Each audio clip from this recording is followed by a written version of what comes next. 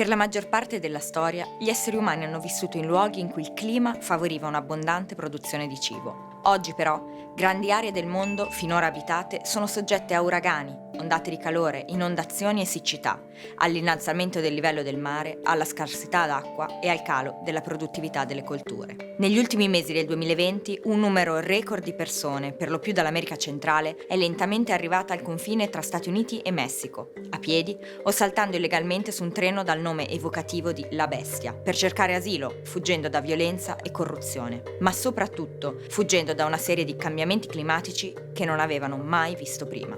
No es que no tengamos tierra, acá está muerta. Si se me volviera a presentar una oportunidad, y me voy.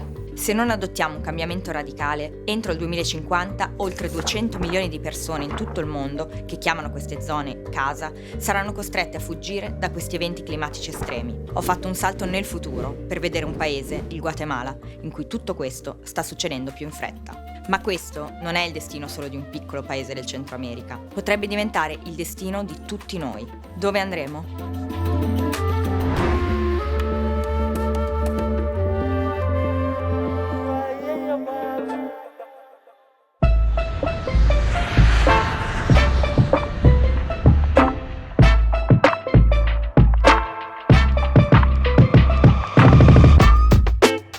La prima tappa del mio viaggio è la casa del migrante di Flores, nel Petén, a nord del Guatemala. Da qui al mese passano circa 1000 migranti, prima di affrontare il viaggio verso La Tecnica, una piccola città di confine nel nord-ovest del Guatemala. Sono migranti economici, climatici, scappano dal narcotraffico e da situazioni di povertà estrema. Arrivano qui alla casa del migrante e passano un paio di giorni di riposo prima di ripartire verso il loro obiettivo, che spesso sono gli Stati Uniti. A gennaio 2020 però ne sono passate quasi 10.000. Podríamos darle un nombre y se llama caravana continua, que ha venido siempre saliendo la gente en grupos bastante grandes. Comenzamos a ver ese fenómeno, que venían las familias completas porque no tenían nada de qué vivir. Es un empuje que tiene la persona para tomar la decisión de dejar su país de origen, que es la migración climática, ¿verdad? A raíz de ello, pues ellos ya no pueden trabajar sus tierras por el hecho de que o son temporadas muy largas de lluvia o son temporadas muy extensas de resequedad che non permettono che una cosecha si produca di una maniera favorabile, ¿verdad? Una carovana continua di storie, tra cui quella di Norma Veronica Ramos, che ha provato ad andare negli Stati Uniti 4 volte senza riuscirci. No tengo ningún nivel de estudio, nada. Tengo 5 hijos, es muy poco el dinero. Era una situación de que luego llegaba el pago de la luz, agua, las cosas para comer. Luego eso fue lo que me hizo irme para allá, pero lastimosamente pues no pude llegar. Es triste recordar, porque a mí me tocó difícil, siento. Como le digo a mis hijos, tal vez cuando uno no lo ha vivido non lo comprende. La storia di Veronica è tragica, ma è una storia molto comune, che ho sentito tante volte. C'è un aspetto però che mi sorprende, il vero motivo, la vera ragione per cui Veronica se n'è andata. Acá el cambio climático del invierno, el verano, es muy variado.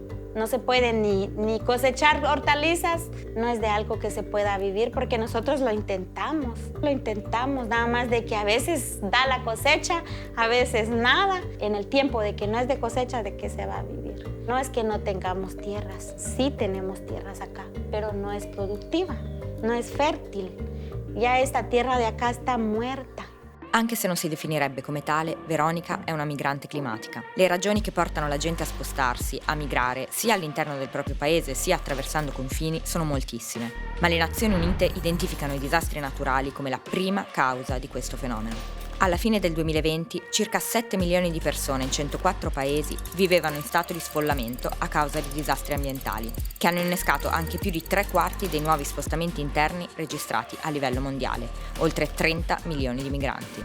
Per l'ONU il cambiamento climatico è la crisi del nostro tempo e le migrazioni una delle sue conseguenze più devastanti. Secondo ACOFOP, un'organizzazione impegnata nella conservazione delle foreste, il Guatemala ne è un esempio. Guatemala es un país muy vulnerable, uno de los principales países vulnerables al cambio climático. Somos investidos por huracanes. El clima ha sido tan variante que tenemos grandes incendios forestales, tenemos sequías fuertes, no hay producción agrícola estable, hay que invertir mucho para tener granos básicos, los cultivos agrícolas no se desarrollan adecuadamente, apenas da para la familia. Dall'Africa al Centro America, intere popolazioni stanno già subendo gli impatti di questo cambiamento. Milioni di profughi, per i quali nessun paese prevede ancora uno status giuridico e il diritto d'asilo, si spostano per cercare un posto migliore in cui vivere. In molti passano anche da qui, dalla stazione degli autobus di Flores. E per questo la Croce Rossa ha deciso di costruirci un ambulatorio medico. Dall'autobus dietro di me sono appena scese decine e decine di persone. La strada è lunga e difficile, spesso devono attraversare fiumi e deserti. Hoy en día muchas personas que son entrevistadas, abordadas en Cruz Roja, mencionan que el problema de salir de su país es las inundaciones, los desastres naturales, todo se da también a la complicación del cambio climático. Muchos han mencionado de que han perdido sus viviendas por la crecida de los ríos, por los deslaves que se dieron. Algunos mencionan que perdieron familiares. Il cambiamento però non arriva tutto insieme, anzi, il livello del mare si alza per anni prima di provocare improvvisamente un'inondazione. Prima di prendere fuoco, un campo perde le sue sostanze nutritive e si inaridisce. L'ondata di calore viene dopo tante estati in cui la temperatura aumenta e soprattutto un fenomeno non esclude l'altro. Il Guatemala si trova diviso in due, spaccato. A sud si espande il Corridor Seco, un tratto dell'America centrale che si estende dal Messico meridionale a Panama, dove la gravità, la frequenza e la durata della siccità e dove gli alti livelli di povertà e la dipendenza dai raccolti rendono un quinto della popolazione a rischio carestia. A nord, invece, enormi inondazioni, spesso alimentate da piogge normali e abbondanti, sono diventate un evento regolare. A novembre 2020, 2 cicloni, Eta e Iota, si sono susseguiti a meno di 2 settimane di distanza con la stessa traiettoria. Le inondazioni, gli smottamenti e la distruzione che ne sono seguite hanno colpito 6 milioni di persone e in centinaia di migliaia sono state evacuate o hanno dovuto lasciare le loro case. In caso di disastro ambientale, però, si pensa al cambiamento climatico come l'unica causa possibile delle migrazioni, ma non tutti i disastri ambientali e le migrazioni che ne seguono sono direttamente correlati al cambiamento climatico. In tutto il mondo la deforestazione è strettamente legata alle monoculture, anche qui in Guatemala accade la stessa cosa. Le monoculture diminuiscono la biodiversità, utilizzano tantissimi pesticidi che poi causano addirittura ecocidi. A rimetterci in questo circolo vizioso sono principalmente i contadini, gli agricoltori, proprio a causa della desertificazione in alcune zone e dell'alluvione in altre, sono costrette a vendere i propri terreni proprio alle monoculture di palma da olio. In molti poi sono costretti ad andarsene.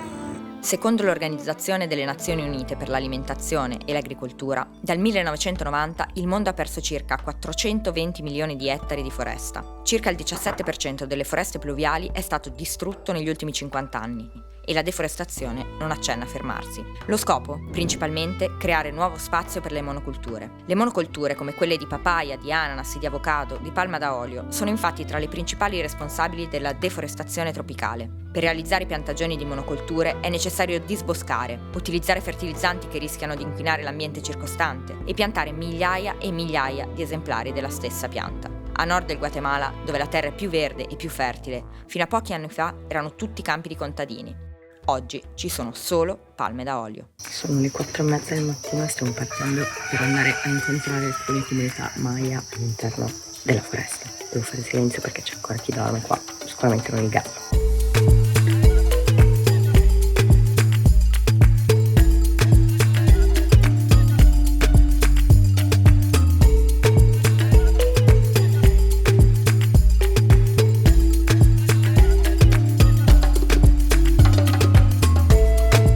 Juan parla spagnolo, ma la sua lingua madre è il quechí, quella di una delle comunità discendenti dei Maya. Negli ultimi anni le comunità Maya che hanno abitato questa zona per secoli non sono più riuscite a crescere il mais e le verdure come prima e hanno iniziato a vendere alla palma. Poi i numeri sono cresciuti. Le piantagioni di monocoltura, cioè le coltivazioni di una sola specie o varietà di piante sullo stesso terreno per un prolungato periodo di tempo, hanno un duplice impatto a livello globale. Sono emettitori netti di carbonio e causano la perdita di biodiversità. La stessa specie vegetale, replicata per migliaia, milioni di volte in un campo, sottrae al suolo i suoi nutrienti, diminuendo le varietà di batteri e microrganismi necessari per mantenere la fertilità del suolo. E la terra muore. Nosotros como Kekchi, pues la tierra sabemos nosotros como los mayas, esa es nuestra madre. La tierra pues nos da de comer, esa es nuestra historia. El problema es ya no hay área donde va a cultivar, porque la palma, eso está ganando, está beneficiando. Esta comunidad antes no ha migrado, pero hace como 3 años ya empezó a migrar. Il Guatemala è il sesto produttore mondiale di palma da olio e i grandi produttori gestiscono il 95% della superficie coltivata. La soluzione più semplice per i contadini è spesso quella di vendere la terra al primo compratore e di andarsene. Ad oggi le possibilità di rallentare il cambiamento climatico esistono. Si può investire in energie rinnovabili, riforestare con criteri corretti e etici per assorbire più CO2, utilizzare sistemi di agricoltura sostenibili, proteggere le foreste e gli oceani. Ma dobbiamo agire ora. Non serve allontanarci troppo da noi per vedere che gli effetti del cambiamento climatico sono sempre più evidenti, sempre più presenti, sempre più reali. Il numero di disastri in Italia è quintuplicato negli ultimi 50 anni, anche a causa dei cambiamenti climatici. Solo nel 2020 sono stati registrati 239 fenomeni meteorologici intensi, record di temperature, piogge e grandinate estreme, violente trombe d'aria e alluvioni, rispetto ai 186 del 2019. Il Guatemala è un segnale di avvertimento, ci mostra cosa succederà in tutto il mondo se le cose non cambieranno presto. Cosa faremmo tutti noi se la nostra casa venisse distrutta, i nostri familiari fossero dispersi o affamati, il nostro raccolto rovinato per sempre? Perché anche se ti tolgono la casa, la terra, nessuno ti toglierà la speranza di trovare un futuro migliore altrove. No me desanimo. Yo si se me presentara otra vez la oportunidad de ir, volvería a ir.